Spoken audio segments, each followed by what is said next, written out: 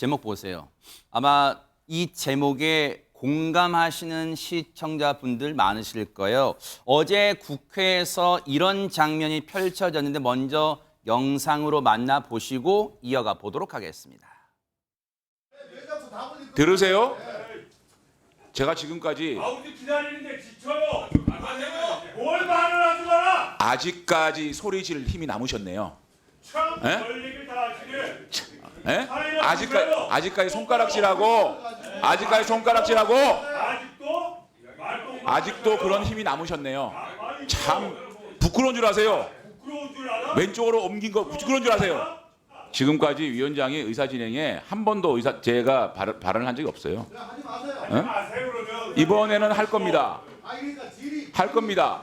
위원장의 운영은 위원장이 알아서 하는 거예요. 제가 위원장입니다. 의사진행 발언 안 주겠습니다. 꼬마 안 주잖아. 안 주겠습니다. 아니 제가 지금 조은 의원 질문에 답변을 조금 더 정확하게 답변하라고 얘기하는 게 위원장이 잘못하고 있는 겁니까? 가만히 있으세요. 계속 떠들어 보세요. 의사진행 발언 주세요. 의사진행 발언. 못 줍니다. 위원장이 말 한두 했잖아. 못 줍니다. 어디 반말이야? 싸가지 없이 말이야.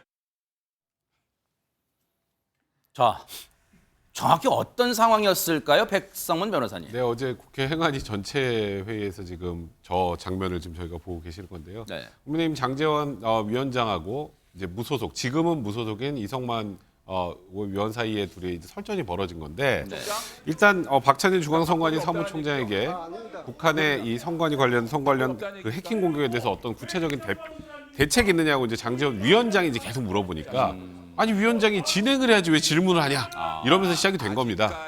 그 과정에서 지금 조금 전에 보셨던 것처럼 좀 심한 말들이 오갔는데 이제 계속 이제 이성만 의원이 이제 손가락질을 하면서 이렇게 얘기를 하니까 장제원이 어디서 손가락질이야 하더니 아직도 그럴 힘이 남았네.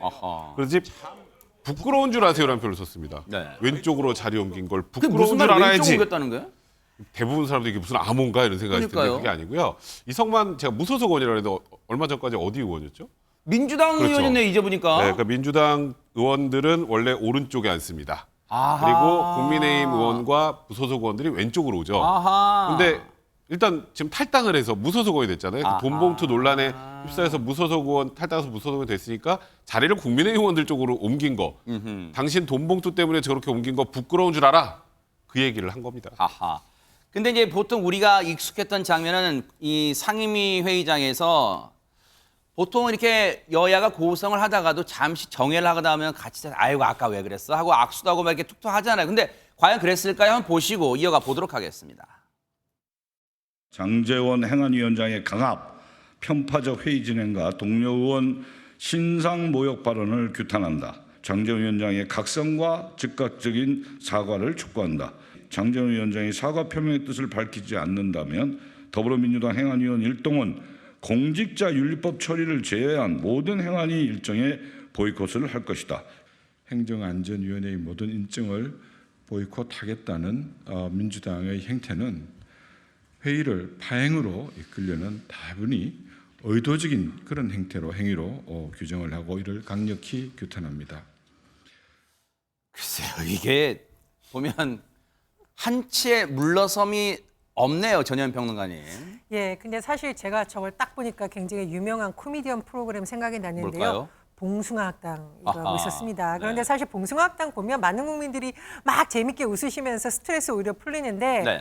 국회에서 저렇게 봉숭아학당 같은 모습 보이면 국민들이 웃는 게 아니라 참 답답하시다는 생각을 하실 겁니다. 네. 국회의원 세비 연봉으로 계산하면 1억 5천만 원이고 활동비 5천만 원 포함하면 사실상 2억이라고 봐야 되고 보좌진은 9명이나 쓸 수 있습니다. 왜 그렇게 많은 권리를 주냐면 저런 데서 말싸움하려고 주는 것이 아니고요. 정말 국민 삶을 편안하게 좋은 정책을 갖고 토론해서 대안 만들라는 건데 오늘 분위기는 대안을 갖고 토론한 게 아니라 상대방에 대해서 태도에 대해 감정 싸움한 것이어서 참 씁쓸하다는 생각이 드는데 네. 개인적으로 우리 조영은 상담가님한테 저번 주 좀 상담을 받으셨으면 어떨까 좀 이런 생각도 듭니다. 네.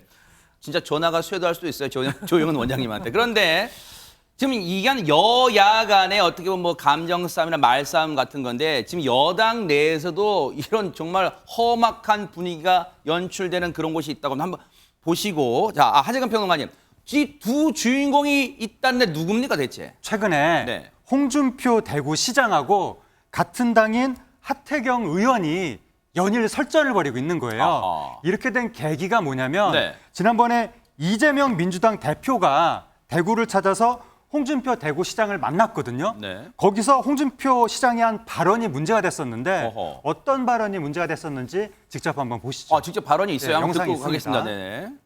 윤석열 정권이 대부분 정치를 잘 모르는 사람들이 대통령실이 있어요. 네. 그렇지 않습니까? 제가 뭐 남의 당 얘기를 대놓고 그러니까 하기가 좀. 잘 대표가 좀 옹졸해가지고 좀 이야기하니까 상고문도 해촉하고 그러잖아요.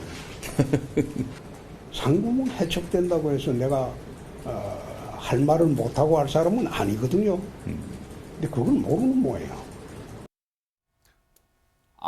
일단 분위기를 보니까 지금 홍준표 대구시장은 굳이 따지자면 국민의힘 소속인데 민주당 대표 이재명 대표를 만난 자리에서 대통령실은 물론이고 자기 당대표에 대해서 좀 뭐 안 좋은 말을 하니까 거기에 지금 하태경 의원 욱한 거예요? 하태경 평론가님? 그러니까 정작 상대당 그 대표인 이재명 대표도 남의 당 얘기를 대놓고 하기는 좀 점점점 이러면서 말을 아끼는데 네. 정작 홍준표 시장이 말하자면 뭐 국민의힘의 세력이라고 할 수가 있는데 네. 자당의 대표의 뒷담화를 상대당 대표를 만나서 한 듯한 네. 약간 그런 느낌이 되다 보니까 네. 예. 뒷담화로 하겠습니다. 예, 뒷담화. 네. 예. 그러다 보니까 네. 이제 같은 당의 하태경 의원이 강하게 반발을 한 겁니다. 아하. 근데 또 말을 되게 세게 했는데 뭐라 했는데요? 자기 면상에 오염물을 퍼붓는 것이다. 아이고. 정치를 너무 오래 하다 보니까 분별력이 많이 떨어진 것이다. 어머. 이거 좀 비하적인 표현인데 이렇게까지 얘기를 한 거예요. 네. 그러니까 또 홍준표 시장이 가만히 있지 않고 어머.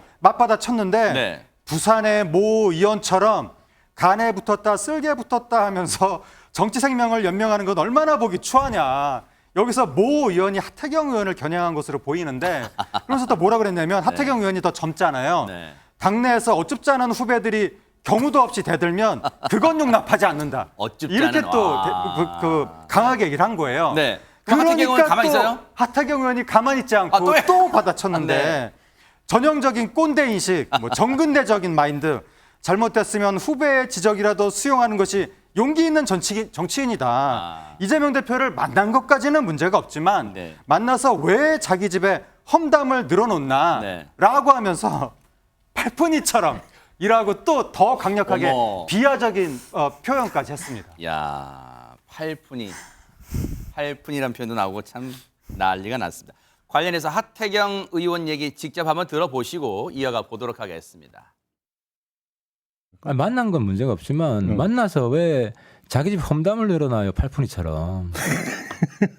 아무래도 팔푼이는 좀 너무 과한 표현. 근데 모질하는 거죠. 그건 정치적으로 모자란 행위예요. 굉장히 그렇죠. 네. 욕들어도 싸죠. 그 정치를 너무 오래 가지고 네. 관성이 강해져서 관성. 정치적 사리분별 능력이 많이 떨어진 거죠. 실언을 한 거예요, 그냥. 종종 실언을 많이 하고 있고.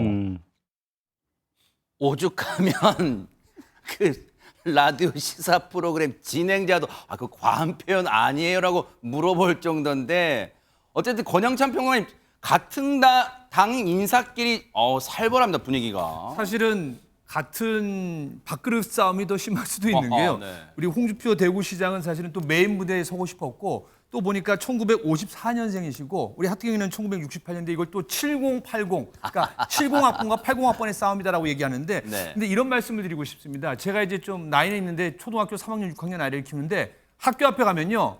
부모님도 아이에게 존댓말 쓰세요라고 써 있거든요. 두 분은 그 말을 좀 다시 한번 생각해 보는 게 어떤 팔푼이나 뭐 서로 공격하는 건 좀 아니지 않나라는 생각이 듭니다. 네. 뭔가 마음에 담아두고 있는 억하심정도 있을 수는 있지만 이 발언들이 여과 없이 국민에게 전해지기 마련입니다. 언론 보도 통해서 이를 접하는 국민의 마음이 과연 편할지 그걸 생각해 보시면 될 듯해요. 보고 계십니까? 대박 사건. 네. 안녕하십니까? 김명준입니다.